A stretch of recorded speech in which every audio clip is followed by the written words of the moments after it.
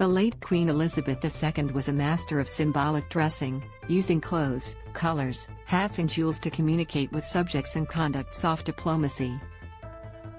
Today, as Britain's longest reigning monarch was laid to rest, it was time for her admirers, family members, heads of states and other dignitaries to do the same. Needless to say, black was the predominant color among the estimated 2,000 guests packed into London's Westminster Abbey for the ceremony. Read more, Britain and world say final goodbye to Queen Elizabeth II. And while the attendees' choices of outfit were appropriately understated, hats, brooches and nods to national dress added character to the otherwise somber attire. Formal headpieces came in all shapes and sizes, from wide-brimmed hats to diminutive fascinators with dark veils. More elaborate designs were seen on Carol Middleton, the mother of Catherine, Princess of Wales, and Britain's leader of the House of Commons Penny Mordaunt, whose hat featured an arrangement of dark feathers. French President Emmanuel Macron's wife, Brigitte, opted for pillbox-style hat with small black veil detailing at the front. Jill Biden's was more minimal, with a thin headband-like design culminating in a delicate bow. Indeed, no royal was too young to abide by tradition, with 7-year-old Princess Charlotte, now third in line to the throne, also pictured in a dark hat. For others from the Queen's immediate family, outfits, sashes and medals were dictated by military rank. Read more. Anthony Albanese arrives at Westminster Abbey for Queen's funeral. The new King, Charles III, wore a Royal Navy uniform and carried a sword.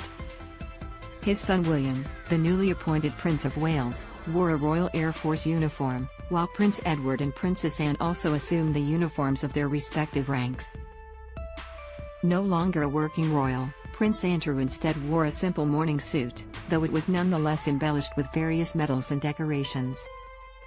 Read more. King Charles III didn't get involved in preparations for him to become king. Prince Harry, too, arrived in civilian clothing, having stepped back from royal duties in 2020. Making statements is a delicate task, but brooches, pins and sashes carried subtle significance.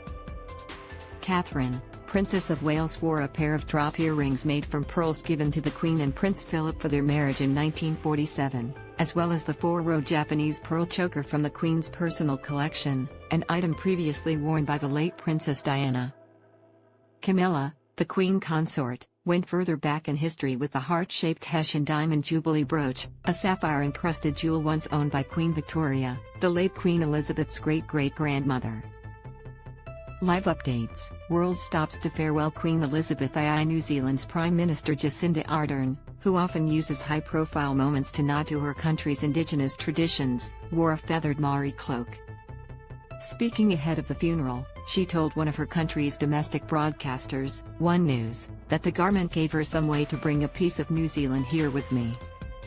Other overseas dignitaries turned to their country's national dress, too. Read more. Prince George, Princess Charlotte to attend great-grandmother's funeral. The Crown Prince of Bahrain arrived in a thobe and guitar, the ankle-length robe and headdress widely worn by men in the Gulf nation.